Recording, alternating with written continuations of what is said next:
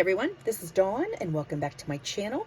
So I am coming back on to do my share of my index cards for week 5. Of course, this is hosted by Gypsy999 on YouTube and Instagram. And of course, she's also known as Daisy Yellow Art. And daisyyellowart.com is a wonderful mixed media blog that I highly recommend. All right, so this week here are our prompts. So we'll go right ahead and get into it. Number 29 was sunrise, and I had this wonderful paper with all of these suns, and then I think this was in Heidi Swapp, like a small little snapshot of a sunrise, could possibly be a sunset, time to seize the day.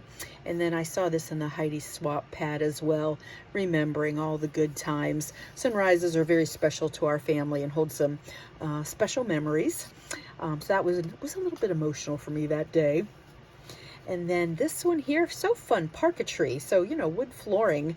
And I did find a paper pad that had various wood tones in it. So I found like a herringbone floor.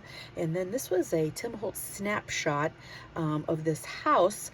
And it was kind of wide, so I cut off the tree. And then I came back in and actually ended up putting the tree over here with some Tim Holtz paper dolls. There's a little doggy, a mom, a little daughter here with her teddy bear. And had a word sticker. Nice girl from good home. I think that was a lot of fun.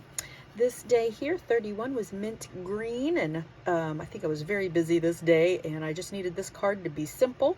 So I found a mint pad, little lace, a little mint button, free to fly, and a great, I love this color of green, butterfly.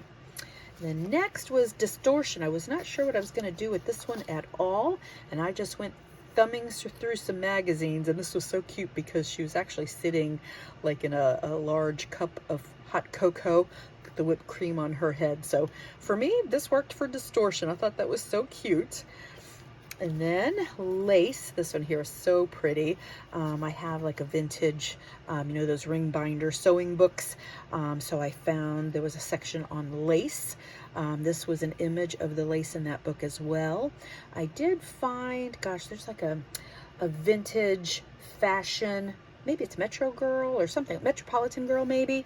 The background paper here, which you really can't see much of it, it's like a pattern laid out.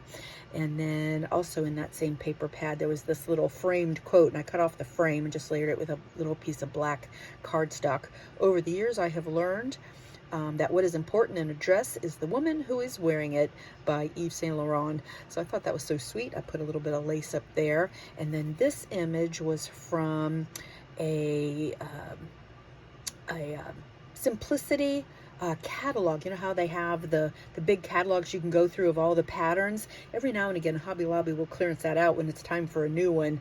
And I have a couple of those, and that's where she came from. One of my favorites. And then yesterday, I think it was yesterday, it was the 4th of July. Fireworks was the theme here, and I have an old book that like goes through the decades, and I was able to find a fireworks picture. And then I've got like a bit of a flag paper down here, and then I had some stickers.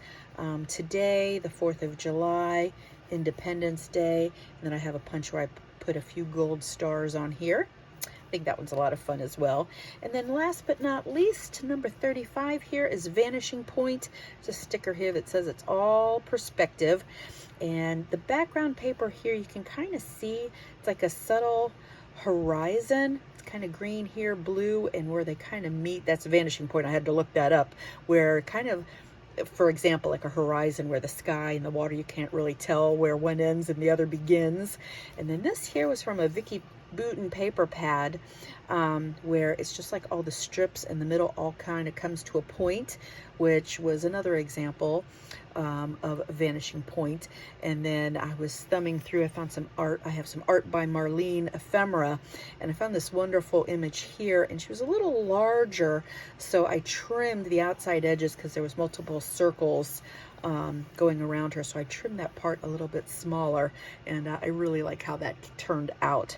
All right, so that is my share for this week. I'll be back on next week. We are going through them, and I've really been enjoying this. I feel like it seems like a big scavenger hunt sometimes, but I'm very much enjoying the process. All right, thanks guys for stopping by and watching.